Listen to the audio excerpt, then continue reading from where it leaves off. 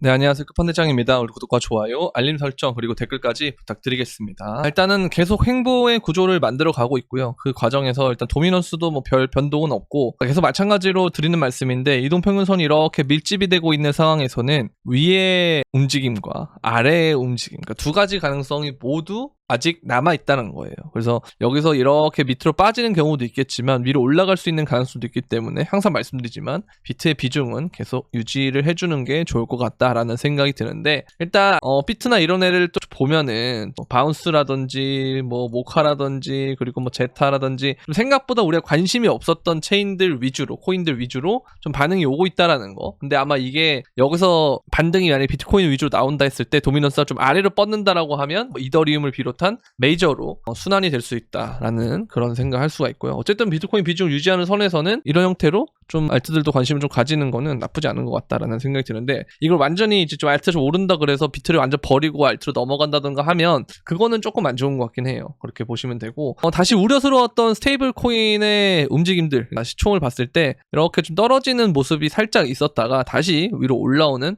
모습을 보여주고 있기 때문에 이대로 쭉 간다면 결국 유동성은, 시장 유동성은 증가하는 추세로 갈 것이고 더 좋아질 가능성이 높다, 그렇게 보면 되고, 그리고 이제 이걸 보면은 여기서 조금 빠지고 있기는 한데 어찌됐든 간에 이렇게 유동성이 다시 올라오는 모습을 보이고 있기 때문에 이게 다시 위로 올라가는 그 순간이 되면 또 유동성의 공급을 받을 것이고, 전 세계 유동성이 증가하고 그 다음에 스테이블 코인의 유동성 자체도 증가하면은 이게 다 코인으로 제대로 들어올 가능성이 높다라고 보시면 되겠고요. 그 다음에 우리가 주목해야 될 거는 금인데요. 일단 금을 보면 4시간 봉상에서 갑자기 큰 음봉이 뜨면서 이렇게 좀 시세가 떨어지는 형태를 보여줬고, 여기서 반등이 나온 다음에 재차 떨어지게 된다면 우리는 이때 상황을 좀 기억할 수 있습니다. 이때가 10월 31일부터 11월 14일인데 우리가 그때 비트코인을 보게 되면은, 자, 여기가 이제 10월 31일이죠. 그 다음에 10월 11월 14일이면은 금이 떨어지면서 비트가 좀 같이 떨어졌다가 그 다음에는 비트가 반대로 움직이는 모습을 볼 수가 있어요. 그러니까 처음에는 반신반의하다가 금이 뭔가 추세가 꺾였다는 게 확정이 나면 그때 비트코인이 순환으로 넘어오는 걸 우리가 확인할 수 있다는 거죠.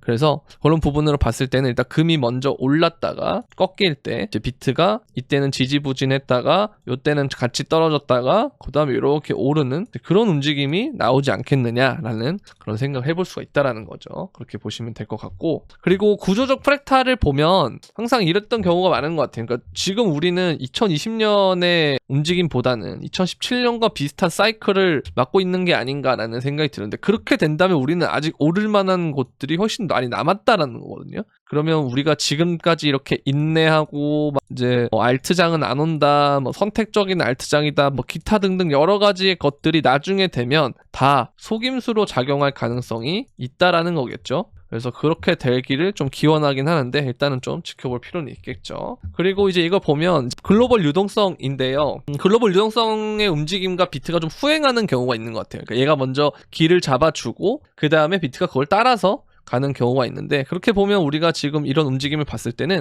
조금 더 횡보하는 시간을 갖다가 그 다음에 이렇게 다시 올라가는 그런 상황이 될 가능성이 높지 않느냐라는 그런 생각 해볼 수가 있겠죠. 자, 그리고 이제 이걸 보면 도미넌스인데 아까 말씀드렸지만 얘는 경계선에 있습니다. 지금 위로 올라갈 거냐 아니면 아래로 떨어질 거냐인데, 일단 이 갈림길에 있기 때문에 이거는 섣부르게 예상할 단계는 아니고 우리가 어떻게 움직이는지 확인을 해보고 그 다음에 이제 거기에 맞춰서 결정을 하는 게 좋지 않겠냐라는 그런 생각을 해볼 필요가 있겠죠. 자, 그리고 마찬가지로 우리는 지금 이러한 구조적인 상황을 보고 있는데 결국 이 리테스트 하는 단계가 끝나면 이런 식으로 올라갈 수 있는 상황이 생긴다. 그래서 여기도 마찬가지로 천장까지 가려면 좀 남았기 때문에 이렇게 올라가려면 좀 이렇게 투다문을 하지 않을까, 그런 생각이 드는데, 그 과정이 오기까지 좀 시간이 필요하다. 그러나 이 시간이 끝난 다음에는 자리를 주지 않을 가능성이 높다. 이때처럼요. 이때도 그렇게 언제 가요 했지만 갑자기 상황이 바뀌면서 이렇게 올라가니까 이때 못 잡은 사람들이 여기서 잡다가 또 물리잖아요. 그것처럼 이런 움직임일 때 차라리 횡보하면서 이렇게 있을 때 차라리 조금씩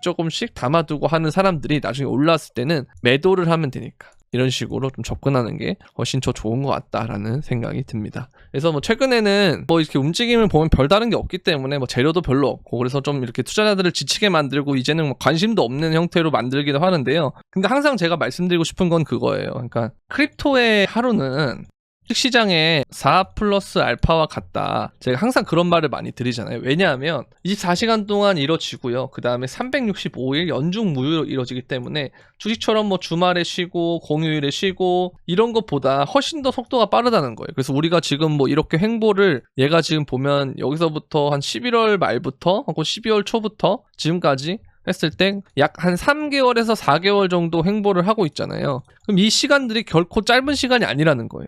그죠?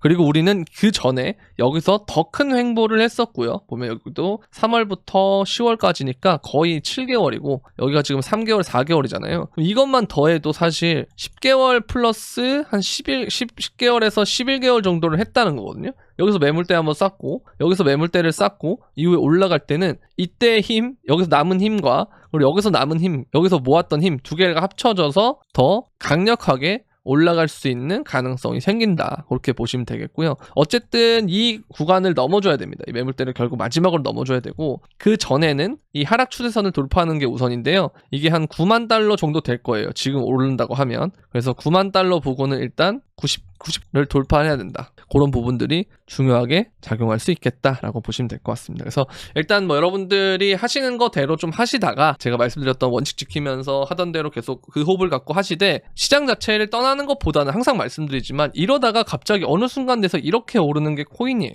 그죠?